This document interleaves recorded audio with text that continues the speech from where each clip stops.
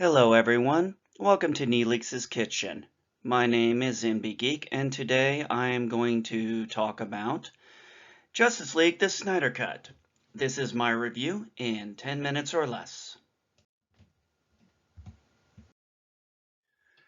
One of the best things I thought about this movie was the addition of many things. This movie is obviously 4 hours long, so it requires a lot more footage, a lot more dialogue, which really helped make the story flow. But one of the things I really enjoyed was everything that was taken out of the Whedon version. There were such things that just were in the Whedon version that did not need to be there. They really didn't help make the story any better. In fact, most of the time it made the story even harder to understand. Whereas in the Snyder Cut, we get a much longer movie with a lot more important dialogue, a lot more important information that was just somehow left on the editing room floor of the Whedon version. This movie, whereas it flowed very nicely, very well paced, the Whedon version felt choppy, rushed, and as I've said, was about half a movie. So in this case, the Snyder Cut is far superior in storytelling, action, and overall, all the additions I generally thoroughly enjoyed. And all the subtractions were mostly things that made me cringe, and I'm glad they got rid of them. When we first meet Steppenwolf in the Whedon version, he's a very generic-looking, one-dimensional, bland villain. We do not get much of a understanding of his motivation, why he's doing this. There's really not much of a correlation to make sense other than he just wants to conquer. But there's no rhyme or reason behind it. I believe Darkseid is mentioned once in the Whedon version. Whereas in the Snyder Cut version, we get a much sleeker looking armor on his body. We get a much more menacing appearance. His voice is actually much more menacing. He actually feels like a threat versus almost laughable as he was in the Whedon version. Also, we get a much needed backstory and much needed additional footage and dialogue of his character to understand his motivation and his reason for doing what he's doing. Originally, it was kind of left up in the air. Most people who understood the comics knew that he worked for Darkseid. But in this version, we know full well he is a servant of Darkseid. He has fallen out of favor and is trying to get back into, for all intents and purposes, Darkseid's good graces. So he has motivation to why he's doing what he's doing. He has rhyme and reason now. He's gone from a one-dimensional villain to an actual fleshed out villain, which I felt was very needed and very well done. One of the biggest things they also added was more of our heroes. And I'm just going to go through each one of these. Aquaman in the Whedon version felt like he was just all over the place. He made very little sense. There wasn't really much of a reason to like the character other than if you're a Stargate fan or fan of his, Jason Momoa. But we got more information. We got simple dialogue on why he has an issue with the Atlanteans, why he's left, why he's bitter at his mother. Things like this that just a little bit of dialogue helped out. His character was much more fleshed out, his powers much more revealed, which I felt was very well needed. And also he got more dialogue, so we got more of his personality throughout the movie. The Flash and Cyborg. Talk about the two guys who got the biggest shaft throughout the whole movie. They basically were in the background. We got very little understanding about them, and with especially the Flash. Very little of his motivation, how he's doing things. We know his father's in prison for murdering his mom, which we all know he doesn't do. And Barry is trying to, of course, wants to prove his father's innocence. This is very consistent. Another thing I liked was they actually explain why he's not running all the time in his outfit. Simple scene. You realize why he can't run in regular shoes and stuff. Very helpful, Very simple things. Simple dialogue, just a simple extra scene for a couple of minutes made all the difference.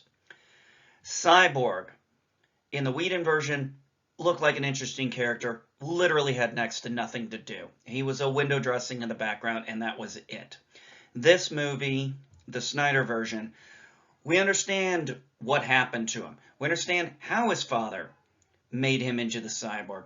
We understand his animosity towards his father, why he's bitter, what's going on in his motivational time frame, what he's thinking. And all the stupid dialogue that he originally had in the Whedon version is chopped out completely, added with much better dialogue, much better interaction. And also we get something we did not get in the Whedon version, which is actually Barry Allen and Victor kind of being a bit of a buddy duo. They seem to become friends, and they work really well together. A synergy is there that wasn't there in the beginning. Very well fleshed out.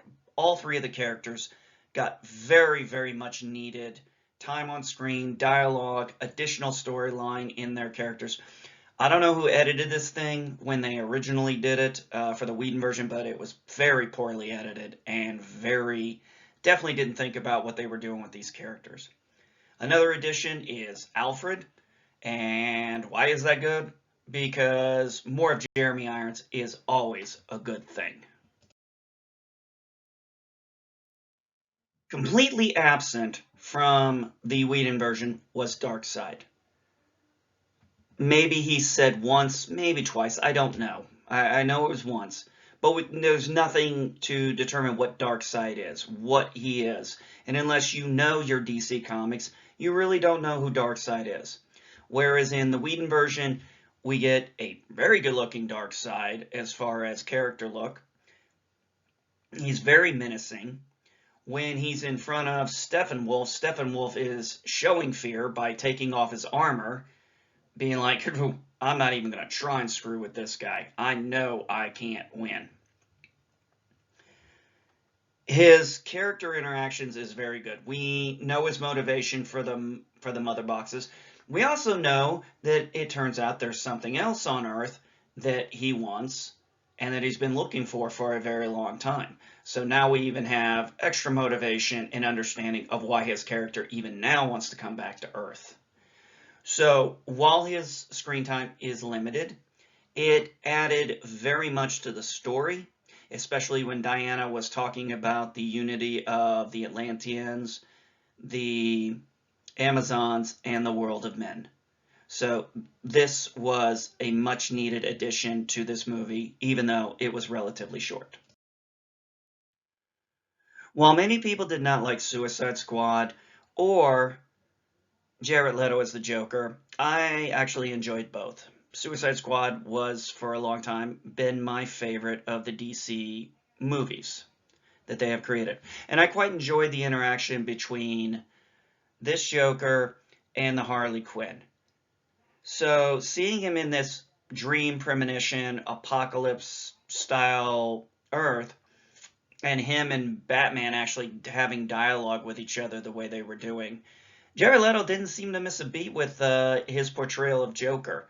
He's even a little more menacing in a lot of ways, and I found him rather enjoyable to see back again, and I would like to see more of this. So in my mind, this was a great addition. It also, this apocalypse area, really kind of held back into Batman v Superman, and it fleshed it out a lot more, which I think is definitely good, and hopefully we get a chance to see that movie come through. If you grew up in the 90s like I did, you remember that Superman, when he came back, wore the black suit. This wasn't very long, but it was very iconic at the time, and has been used at several different points throughout Superman's history in various different ways. This was something a lot of us were hoping for to see, which of course we did not see in the Whedon version. And this was a big problem for a lot of us fans from that time era. A lot of people may not have remembered this, but those of us who grew up during that time did remember it. And Zack Snyder decided to bring it in, and it looked beautiful, better than I thought it could have looked on screen. and really just fit the storyline. Where even though Superman is back, there's still this possibility there's a little lingering darkness just maybe behind the scenes here. My most favorite part of this movie was the music. The score in the Whedon version was very forgettable. I don't remember any of it except for maybe Wonder Woman's theme. This one had, when it was slow paced, such as the slow motion cuts, which were done, I think, at the right moments. The music, the slow music, say the opera style and stuff, was very well done, really added to the emotion of it. And then, of course, the fast paced action and the upbeat, kind of hard music there definitely added to the emotion of it. And that's what music is supposed to really do in the background, is convey a feeling of emotion in you through the music added to what's going on in the scenes. And I felt that this was done real well, and in a lot of ways is my favorite part of the Snyder Cut Justice League. Thank you all very much. This has been a Neelix's Kitchen. My name is MB Geek, and this was my short review on Justice League, the Snyder Cut. Thank you, everyone, and as always, peace and long life.